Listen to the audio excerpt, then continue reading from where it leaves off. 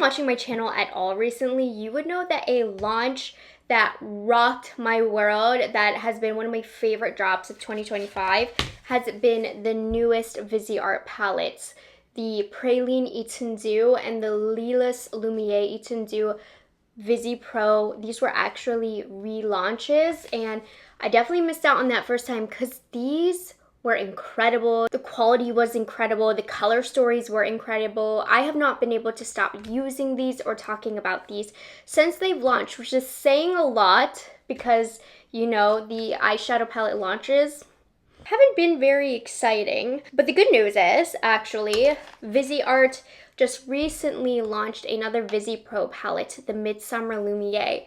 So with how much of a good time I had the first time with those two, I absolutely need to do a full dedicated play session with this one. And it is available right now on the Viseart website. I'll have all the links. You can pick it up down below. It is $44. Now, the Midsommer Lumiere Etendu beguiles as an ethereal extension of our beloved original palette, steeped in twilight bloom and fairy mischief, 12 shades spun from dusk and moonlight petals, soft fawns, rosewood, and glistening lilac with dew-kissed duochrome potions. So it's supposed to be fairy-like, ethereal. It kind of gives me like ballet vibes. A spell woven for midsummer revels and star-crossed dreamers. Now, this is an extension to the Midsommer palette, which I reviewed like 5 years ago. I did enjoy that palette a lot, but unfortunately, it is one of the few Viseart palettes that I did end up decluttering, not because it wasn't good, not because I didn't like it, but because I felt as though I did have that color story a lot in my collection from Viseart. I do feel like they have a tendency to have very repetitive color stories, so at my most recent palette declutter, I just was like, I don't need this one. So now I'm kicking myself because it would have been nice to have for today's video. But then at the same time, not really, because all but one of those shades is actually in this new VisePRO palette. So if you missed out on that one, and that one should be expired by now, by the way, if you bought it at first launch, they're all in here. Except for the one, which was, I think, like a little bit more rosy, more pinky. They've definitely played a little bit more into rosy, woody, browny kind of tones here. It's more taupey than I feel like the original Midsommer was, which was a little bit more pink leaning. This, for the everyday, is a gorgeous color story to me. I'm quickly just gonna show you how it compares to the Etendu, Lumiere Etendu that just launched right here. This is a little bit more cool toned and gray. I can see that this one leans a little bit more pinky. This one right here is the Midsommer. You know, they look like cousins. They definitely share a bloodline, but they do have different essences to them, I'd imagine, on application. So let's go ahead and take you over to the swatches before we get to playing with this guy. All right, here is our beautiful Midsommer Lumiere palette. This is the packaging that it's going to come in on the back. We have the names of the palette. One of the best things about Viseart is its 36-month shelf life, and we are made in the USA. If you want to take a closer look at the ingredients, feel free to pause now. You can pick this up at the Viseart website. It is $44. You just pull this guy out over here. Now the packaging on this has this beautiful embossment, a nice little touch where the packaging is still quite simple as Viseart normally does, but I do like the touches of the embossments. And then with this style of packaging from Viseart, you have the option to rip out this paper piece. If you want to keep the shadows clean and the packaging clean, you can opt to keep it. It's a little annoying, so you might rip it out. But how this packaging works is you see the palette itself will disconnect at the bottom here, and then you're able to use this easel style, making this great for makeup artist setup, which is, or it was at one point, the main clientele for the brand. So I love that they stay true to the original heart of the brand. But I love this option that we have here. and you can apply your makeup like that. And I think that the easel is really fun, though I will admit I don't use it as much as I have in the past. As you can see, there is no mirror here, but here are the colors that we are working with. Now, just a reminder, this is a new updated version of the Midsommer palette, which came out a few years ago. And I can't remember, were there 8 shades in there? All of the shades that were in that palette except for one are in this palette. So if you have the Midsommer, you're going to have most of the shades in this palette with some more new shades, since obviously the style of this palette has more pans. So that is something to keep in mind. So let's get to the swatches. We have the first row here. So this first one is going to be a cool toned light beige matte finish. Then we have a soft mid-tone brown with a matte finish, a mid-tone nude rose brown with a matte finish, and then a champagne nude rosé with a shimmer finish. And these are looking quite nude, I would say. This feels a little drier, kind of like the older Viseart formulation, if you ask me. So this top row here, not looking like it will be great for deeper skin tones, maybe definitely for eyelids, but hopefully we have some deeper shades to work with towards the bottom row. Then we have a light champagne pink with a shimmer finish. This feels nice. A nude topper with reflectivity. This feels like a lot more creamy than any topper that I've worked with before. This is a beautiful formula. Muted purple gray with a matte finish. And then this shade I remember not loving in the original palette. It's a nude rose with a blue duochrome finish. I wish I still had that old palette to compare, but this middle row swatched, I think, nicer than the top row.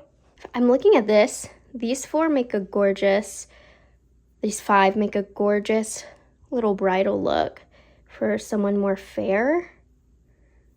Oh, this is actually very romantic, very beautiful for brides in general, if you're going for that soft ballet kind of look. Final row here where we're going to get the depth in the palette. So we have a light pink brown with a matte finish. This is more mid-tone if you ask me. Then we have a medium brown with a matte finish. A muted burgundy with gold pink reflex in there, which I'm thinking might blend away unless you use water or something to specifically make them stick. And then a cool toned brown with a matte finish. So that's going to bring our depth in, and it definitely is truly cool toned. All right. The mattes are swatching nice. Where my, not that one though, where my eye is drawn to, of course, is these 2 shades. These 2 shades are definitely giving the same type of life that the newer launches from Viseart that I've been getting have been giving. Let's see how this builds up. Okay, that swatch was a lot better. I have to admit, I'm not as wowed by these swatches as I was from the last couple of launches that they've done. This seems a little bit more true to the older Viseart formula, but slightly improved. I'll have to wait to see when we get these on the eyes, because Viseart also has a history of swatching a little wonky, but applying great. So I don't doubt that I'm going to enjoy this. So let's get it on the eyes. As always, I will have all of my base products linked down below. I actually want to talk about it because I've been enjoying a fresher summer base like this. It's been so hot. I haven't wanted my makeup to feel heavy, but I wanted to feel a little bit more put together. The Merit, the Uniform Tinted SPF has been perfect. It gives the perfect veil over the skin, and it has SPF in it. It doesn't give super sheer coverage. It's on the light side, but it gave more than I thought.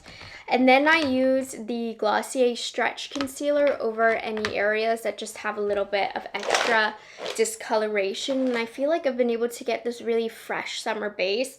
I did set with powder, so that's why we're a little bit more flat. I like to do that when I'm filming, but you know, for day to day, I don't always set with a ton of powder just to get that really healthy, dewy look. I wonder what blush I want to fall in today. And then on the lips, I have Lawless Forget the Filler in Pink Slip with the Glow Recipe Glass Balm in Blackberry Bingsu. I thought that this went really good with the vibes of the palette. That scared me. And then for eyelid prep, I say I have it all linked, but I just feel the need to list it all off to you apparently. Milani eyeshadow base. Okay. We're gonna do 2 looks today, one on each eye to see if they look very different from one another and to play with some tones. The only concerning thing during the swatches, I was a little concerned about this because it swatched weird at first, and I felt like this shade right here felt a little dry. It felt a little like the older school Viseart formula that I didn't love quite as much because I feel like they've gone through phases where I really love their quality, and then they went through a phase where I felt like everything was very dry, a little bit too soft. And Midsommer came out around that time. It was a nice palette, but it wasn't their best work. And it's difficult because I can't do side-by-side swatches. This does seem slightly improved, but it doesn't seem quite as good and creamy as the 2 that I've been loving. So I am a little worried. So let's see. I'm going to start off with this shade right here. And I'm just going to wing it here to see what I can get out of this. I think this is a nice, pretty brightening shade. Little powdery. We're getting some kickback. And like this one here is leaning a little bit more beige. I'm going to go in with this shade right here. And this is the one with the gold flecks. But if you're applying it like I am, you're just going to brush off those gold flecks. But if you really wanted them to show through, press, wet the brush, and they will stay. Very easy to use. Does this seem like it should be a little darker on me? But it's very nice, and you can probably just build it up a little bit. And you can use this shade here if you need to soften it out even more. It will kind of lighten that area, but will make it seem a little bit more blended. Yeah, you can get a really easy, ethereal, simple eye with this. You could also get a good bridal look with this. You guys know how obsessed with bridal I am. I want to add something a little bit in between, so we're going to use this shade. Just to make sure the shades also aren't redundant, I like to use shades that are similar to each other, next to each other in these tutorials, just to make sure they have a purpose of being there. And I would say that's the perfect mid-tone to those 2 shades. Reminder, I can create pretty looks that are a whole vibe, but I'm really testing the quality to make sure you're getting the best bang for your buck here. I'm gonna show you this duochrome shade. I really am not a fan of this shade. This was in the original palette. I don't really love a blue shift too much, but I'll show you it because I'm sure it's a shade, sorry, my brushes are flying everywhere. I'm sure it's a shade a lot of people are curious about. One thing that I enjoy about Viseart shades a lot is they apply beautifully with a brush. They apply beautifully with a finger. You could wet your brush or use a sticky base if you want a little bit more oomph, but they really work well however you want to apply them. And even though I don't love this shade, like it is pretty, it's not one of those really trendy, very high impact duochrome. This is a little bit more subtle, a little bit more wearable. I don't personally love the way the light will sometimes catch the blue, but that's just personal preference. I'm reapplying this guy right here. I mean, it's pretty, it's subtle. You can get a similar look to this using fewer shades. And then I need to test this one because this one felt dry. I wasn't loving the feel of this one. Yeah, and I don't like how it's applying either. I wonder if this is more of a topper. To me, this is useless. To me, this is kind of a dud shade. It is soft and fleck-like. I don't even know if that's a word. Like a little glistening when applied with a finger probably would give you better with a brush. I can utilize it and I can make this a pretty shade. I think it would also be pretty over a matte, but I'm looking for a little bit more when it comes to Viseart. So this to me, for my preferences, is a bit of a dud. So in place of that, this shade felt amazing by swatch. It felt like that new creamy formula that I'm loving from Viseart recently. Like, we need more of this formula, Viseart. It's creamy, applies beautifully with a brush or a finger. Nice, wet impact on the eyelid. This is fairy, right? Yeah, I love it. Very, very fairy-like. And this gives that ultimate ethereal, light, bright eye. I think I'm gonna follow through with that on the lower lash line. I can't help myself. I love applying a nice, light, airy shade on the inner part of the lower lash line. I think it just really adds to the glowy effect. Then I'm using this shade just on the outer third of the eyelid to give us some definition. And then I do need to make sure we have a good liner shade in here.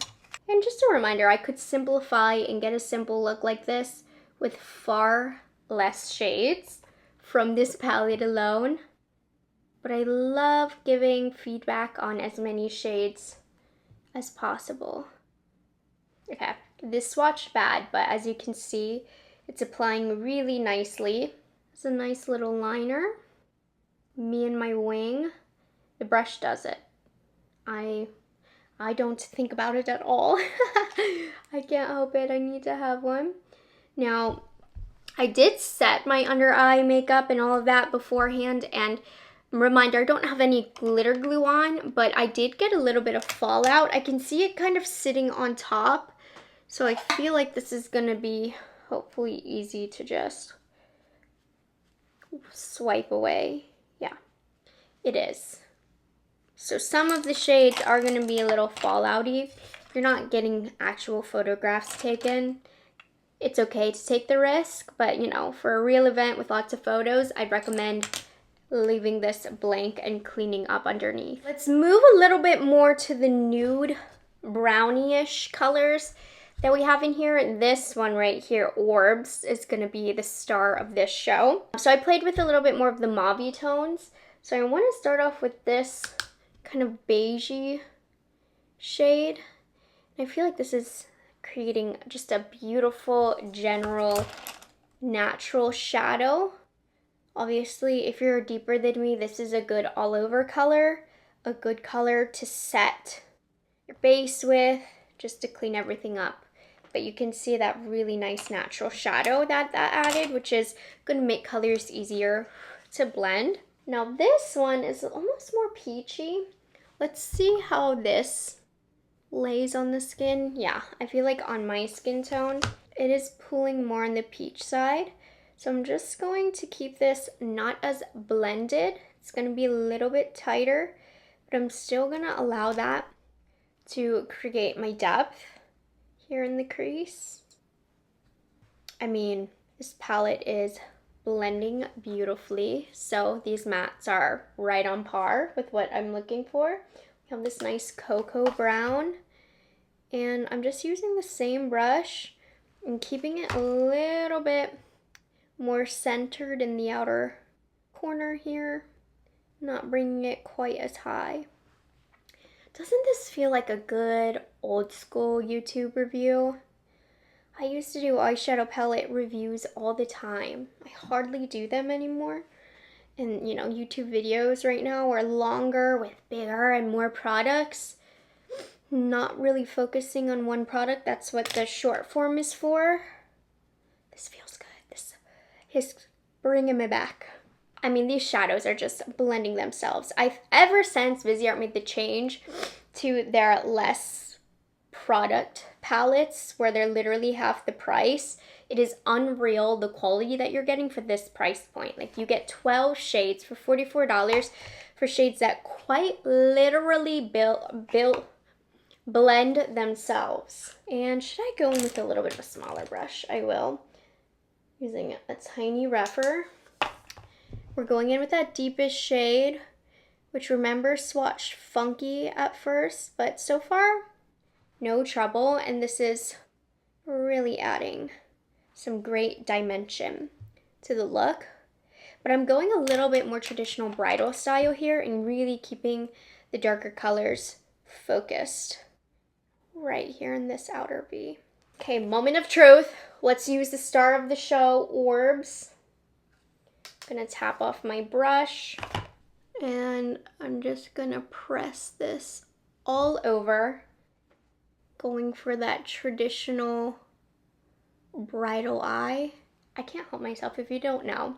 I have a ton of bridal tutorials on my channel because I did used to be an actual bridal makeup artist. I love a good bridal look. I think they're classic, timeless looks. Look how stunning this one is, and it's very different from that fairy shade that gives that lighter impact. This is a little bit more of a lighter gold. I'm gonna go in with a pointed brush. We're gonna start off here. Just gonna bring this almost across the whole lower lash and take this shade. The darker it goes, the further out the color gets blended.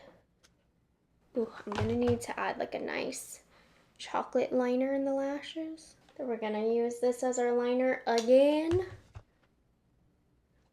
And I'm gonna blend this into the outer color that I created in the corner. So you see how I'm softening it. And begin patting. And then I'm gonna take this light pink shade. I'm just gonna brighten up down here.